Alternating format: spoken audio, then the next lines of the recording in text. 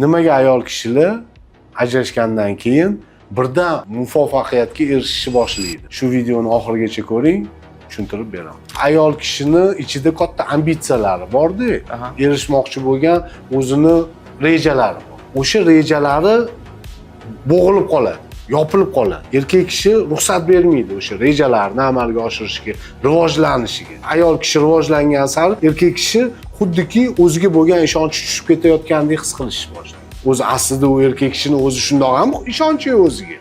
Lekin ayolning fonida yana ham ishonchsiz o'zini his qilishni boshlaydi. Shuning uchun qarshilik ko'rsatib ayolni bo'g'ib qo'yadi rivojlanishni. O'sishini, pul topishini bo'g'ib qo'yadi. Har xil vajlar bilan. Bu bo'lishi mumkin dunyoviy sabablar deb o'zini bir oilasidagi qadriyatdan olib kelgan holatda yoki diniy qadriyatlardan olib. O'zi bir erkak kishi bir diniy ham, dunyoviy ham fikri to'liq emas, rivojlanmagan, o'zi balkim rivoya qilmaydi. Lekin ayoliga har doim shunaqa qilib singdiradi-da, bo'g'ib qo'yadi. Keyin haligi ayol kishi adolatsizlikni ko'rib, yashab, oxir ajrashib ketgandan keyin haligi bo'g'ilib qolgan imkoniyatlari ochilishni boshlaydi.